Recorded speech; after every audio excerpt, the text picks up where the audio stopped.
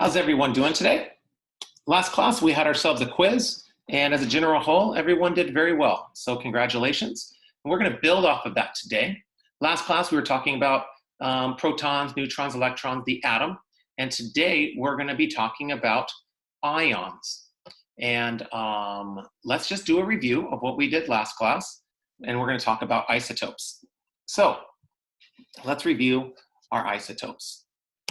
So right here, we have a question that says, what is the isotope name and symbol for an atom with 28 protons and 34 neutrons?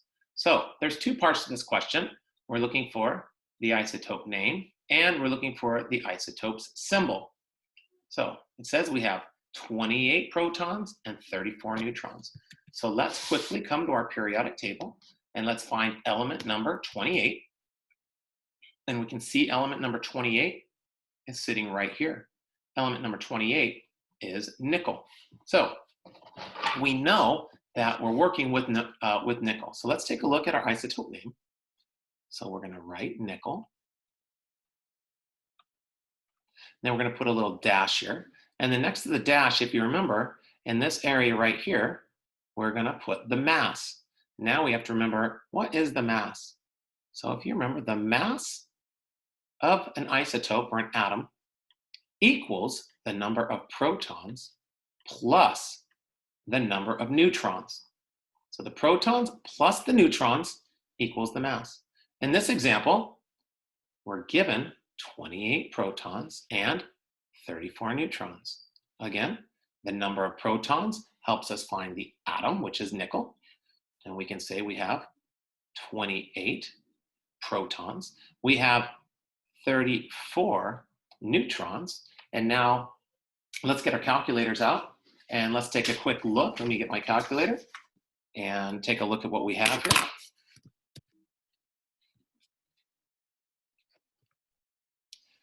So let's take out our calculator and fit that right here. So let's work this out. This is going to be 28 plus 34 equals 62. So now we know we have 62 is our mass, because 34 plus 28 equals 62. So now our isotope name is nickel 62. And now we have to write our isotope symbol. So the isotope symbol is written, we would write nickel. And then we're going to just write the mass in the upper left-hand corner, and the mass equals 62. And so this will be the symbol for nickel 62. All right, good job. Now let's take a look. This question is asked very similarly, but it's a little bit different at the same time. So this asks us, how many protons and how many neutrons does calcium-42 have? Well, we're talking about calcium. And no matter what, calcium is calcium. And this one is calcium-42. We want to know two things. We want to know the number of protons, and we want to know the number of neutrons. And then the next question is, what is its symbol going to be? Well, let's start off with finding out the number of protons and neutrons. So first, we need to find calcium. So let's find calcium. Oops. All right, and calcium is right about there. There's calcium. So what's calcium have? Calcium has 20 protons. So remember, we know that this number here, 42, is the mass. And the mass equals the protons plus the neutrons. So in this case, we know the mass equals 42. And calcium, whether or not it's calcium 42 or calcium 4,200, is always going to have 20 protons. So we have 20 protons. And now we just need to find the number of neutrons. And this is the symbol for neutrons. So lots of different ways to do this, but we can subtract 20 from both sides to solve for neutrons. That cancels out. And then we are left with 22 equals the number of neutrons. So we have, to answer the first question, 20 protons, and then 22 neutrons. And now the next part is, what is the isotope symbol? Now, calcium is calcium, and here's the symbol right here. So we want to find out what is the isotope symbol. So we're going to write calcium. And just like we did up here for nickel 62, we're going to write the mass. And what was the mass of this one right here? That's right, the mass was 42. So we just take that number and write 42 right there. And here we have the isotope symbol. So these would be our answers: protons, neutrons, and our symbol. So let's move on. That was our review for the day. All right, so let's take a look at the next part. So we also, over the last couple of days, we've taken a look at what an atom is made up of. So an atom is made up of 3 subatomic particles. Those subatomic particles are protons, which have a positive charge, the neutrons, which have no charge, and the electrons, which have a negative charge. So those are the 3 parts of a subatomic ion. Those are the 3 parts of an atom, the subatomic particles. So what we're going to be doing today is learning about ions. Now, the protons tell us what element we're working with. For example, if we had 11 protons, we're working with sodium. The number of neutrons tell us the type of isotope it is, or the type of element. For example, we could have sodium 25, right? We could have sodium 30. We could have sodium 19. So that's the type of the element, right? Now, the number of electrons are going to tell us what the charge is of the atom. So we've always been working with a neutral atom so far. So all of our atoms so far have been neutral. And when we say neutral, that means that the number of protons equals the number of electrons. So if we had 1, 2, 3, 4, 5, 6, there should be a couple more pluses back there, right? Then that means we must have 6 electrons. All right. Now, the atom's charge will be determined, all right, by differences between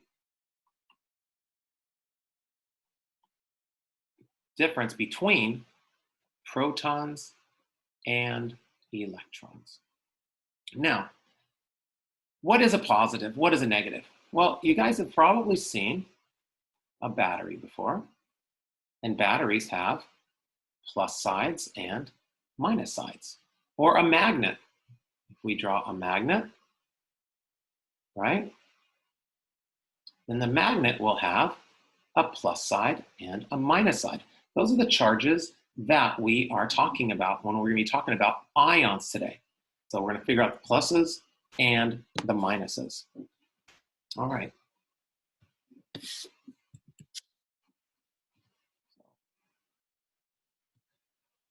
The protons have a positive charge, and that's why we have the symbol P+. And the electrons have a negative charge, and that symbol is E-. Now,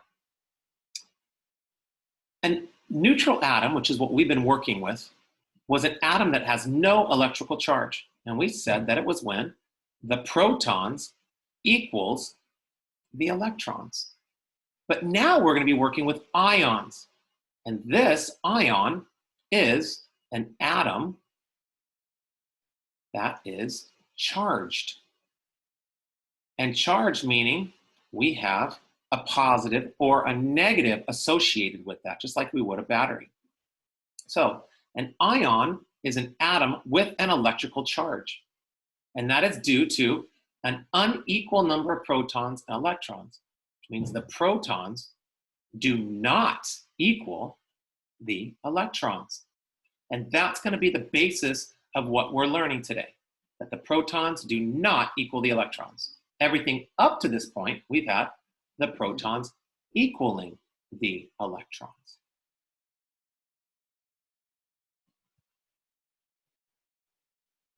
So we have two general terms for positive or negatively charged atoms. Number one, we have cations. No, it's not pronounced cation, it's a cation. A cation is a positively charged atom. Now you can see that this has a plus charge right there. That letter T would be like a little plus charge. You can also remember that cats, C-A-T, like a cat and a dog, a cat is positive because they'll paw at you. So cations are positively charged. Anions, it's not an anion, it's an anion, are ions that have a negative charge. So if something is negative, we call it an anion. If something is positive, an atom is positive, we call that a cation. So we have positively charged cations. There's your T in cation, and negatively charged anions. So as a cation, are there more positives or more negatives?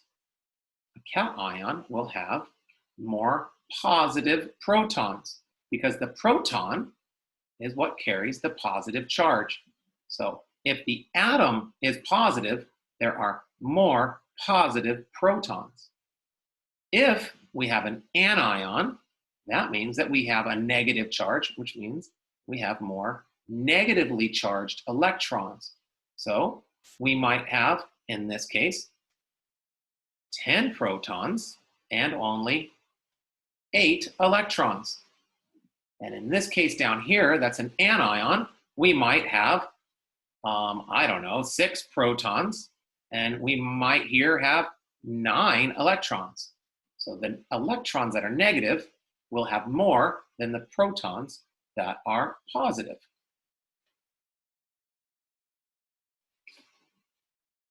So let's just take a look at these symbols, all right, for an ion. All right, just like we had a symbol for an isotope, we're going to take a look at the symbol for an ion. So right here it says, let me get rid of that. I don't know if you can see that or not.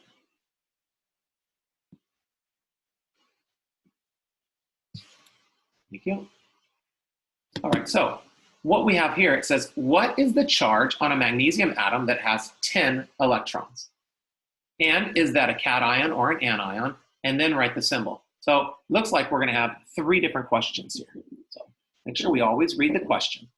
The first one says, what is the charge on a magnesium with 10 electrons? Well, first, let's go to our periodic table. And we can see on our periodic table that we have magnesium right here. All right. How many protons do we have? Well, we have 12 protons. Why do I want to know that? Because if I want to find the ion, I need to find the number of protons and the number of electrons. So to find the charge is always going to be, the charge is going to equal the number of protons, or the plus charges, minus the number of electrons, the minus charged one. So we have how many protons with magnesium? Well, we have 12 protons. All right. And then how many electrons do we have? Well, the problem tells us that we have 10 electrons. So we're going to take the protons, the positively charged, minus the electrons, the negatively charged. So that's going to be 12 minus 10. Well, Mr. P, too fast. You can rewind it, but I'll review. You got the number of protons from the protons, and the number of electrons in this example were given in the question. So what's 12 minus 10? 12 minus 10 is going to be positive 2. So the charge on this magnesium is going to be a positive 2. So how are we going to work that, or how are we going to show that? Well, it says, is this a cation or an anion? And you can answer this question because it's positive. So that's going to make a cation. So this magnesium is going to be a cation. And then we want to write the symbol. Well, when we wrote when we wrote our isotopes, so here would be our element, we'll just call it element X. We wrote the mass up here in the upper left-hand corner. But now we're gonna write the charge right here. Did I say right? That's left. We're gonna write the charge here in the upper right-hand column. So we put the mass over here, and now we're gonna put the charge over on the upper right-hand corner. So we know the symbol is magnesium, and we're gonna put the charge in the upper right-hand corner, and we're always gonna write the number and then the charge. So it's gonna be magnesium 2+. And you know how to do the superscript, which was with the control and then the period. So this would be the symbol for this ion of magnesium. It would be a magnesium 2+ ion. All right, so let's take a look at the next one.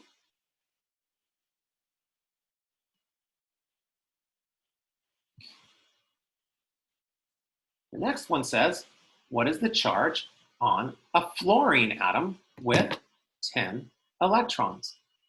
Well, first thing we need to do is let's come on over. Let's find our periodic table. And let's find fluorine. And fluorine happens to be element number 9. So this is fluorine right here. And right when we find fluorine, the first thing we should do is just say, well, fluorine will always, always, always have 9 protons. This number will never, ever change. So we're looking for the charge on fluorine. And fluorine is going to have 10 electrons. How do we find the charge again? The charge of an atom, which becomes an ion, is going to be the number of protons minus the number of electrons.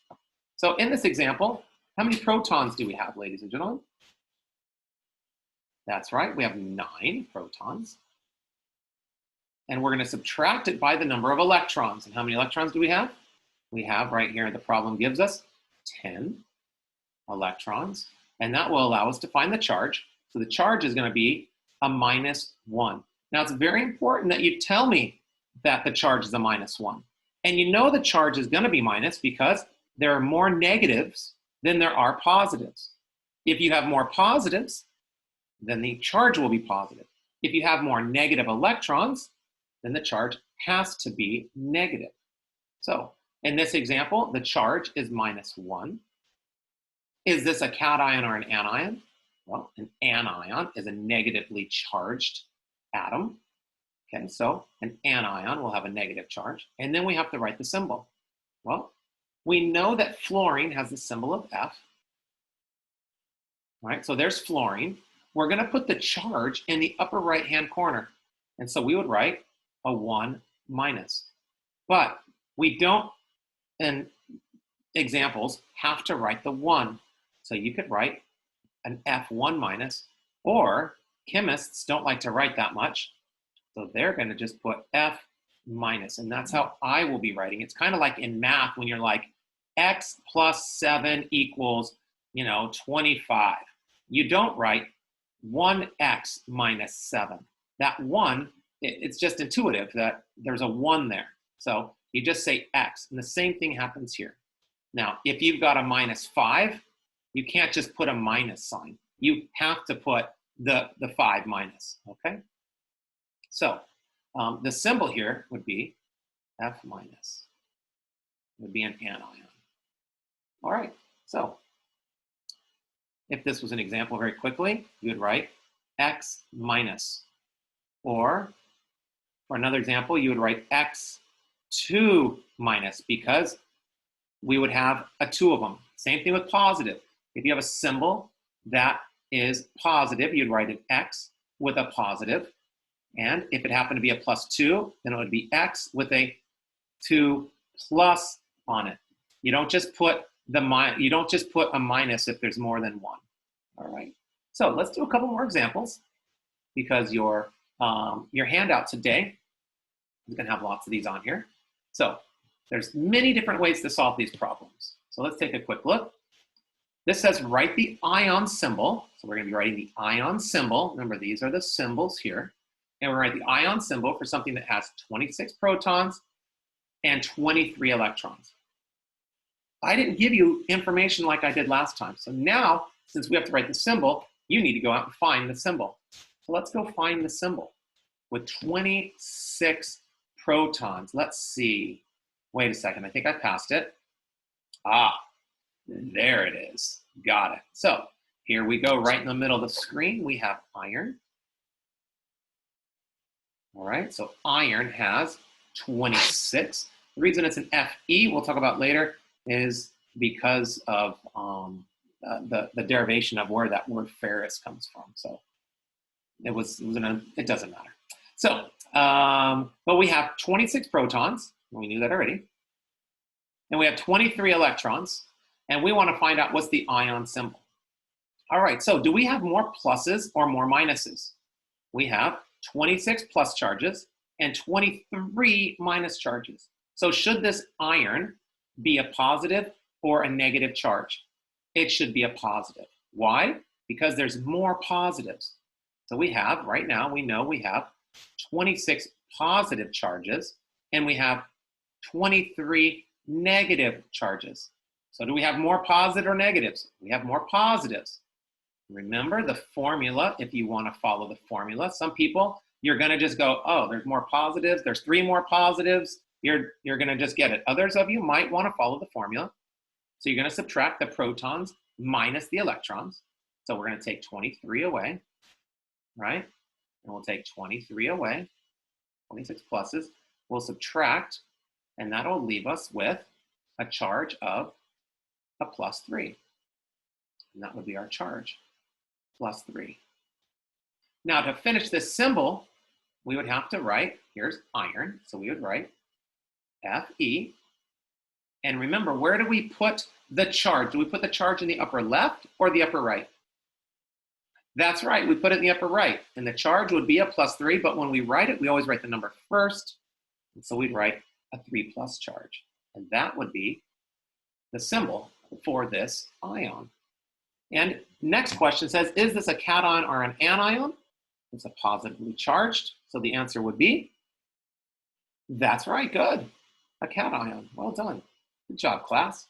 All right, so there that one is. Now, again, I didn't give you the symbol this time. You had to go out and find it. But you knew what the symbol was because there were 26 protons. So let's go to the next example. Your handout today is just going to have lots of these, and we're just going to be practicing them. So let's take a quick look. We're given the protons, electrons. We need to find the ion symbol and the cation, or anion in this case. So each will be different. So let's take a look at this first one. First thing we have to do is we can find the ion symbol. So we have 6 protons. So let's go out and find the element that has 6 protons. 5, 6, there it is. So there's 6 protons. We're going to be working with carbon right now on this one. So there's the one with 6 protons. So we know the symbol is going to be a carbon. But then we want to look and say, well, we want to know the charge. And the charge is going to be the protons minus the electrons. So in this one, we're going to do the protons minus the electrons, which will be 6 minus 10 equals the charge, right? Equals the charge. And what's 6 minus 10? 6 minus 10 is going to be -4. Now, if you struggle with math, not a problem. Take out your calculator and work these things out. 6 minus 10 equals a -4. Okay, so there we go. Now, is this going to be a cation or an anion? Oh, sorry, we need to take this charge and put it in. So we're going to put that in the upper, where are we going to put it? That's right, we're going to put it in the upper right-hand corner, okay? 4 minus. So this is our symbol. And do we have a cation or an anion? Negatively charged. We have an anion. So I'll write anion. Fantastic. The next one is yttrium. So if we take a look at yttrium over here, we don't even need to find the symbol right now because to do the cation, because right away we can look, it's a 3+ charge, which means this must be what? Right? 3+ charge, this must be a cation. So let's write, this is going to be a cation. We know that because it's positively charged. Now we need to find out the number of protons and electrons. Now before we start, this is positively charged. Well, if there's more pluses, then should we expect to have more protons or more electrons at the end? Well, protons are positive and electrons are negative. And if there's more plus charges, that means by definition we must have more protons. Good. So how many protons do we have? Well, yttrium has 39 protons. Okay. The charge is going to equal the protons minus the electrons. We know the charge is +3. We know we must have more protons than electrons. So this must be the bigger number. How much bigger? It's going to be bigger by 3. So in order to solve for the electrons, you need to subtract from each side. So how are we going to do that? Well, you would just subtract 39 from each side. All right, and if we do that, it's going to be a little bit more math, but you can see minus 39, minus 39. That's going to be a minus 36, right? Equals a minus electron. And so minuses are going to cancel out, which means we have 36 electrons. Now let's take a look and see if this makes sense. You have 3 extra plus charges. Do you have 3 extra plus charges? Yes. Now you know you have the right answer. So we're going to have lots of examples like the ones we just saw, where we're going to be practicing how many protons, how many electrons. I'm not going to get into neutrons on this one because we did that last class. I will be sitting here the whole time waiting for you to ask questions. Do you have it? Good luck. Hopefully this is very straightforward. Protons minus electrons will give you the charge. All right. So if you have any questions, please let me know. And that's it. Good luck with your assignment, ladies and gentlemen.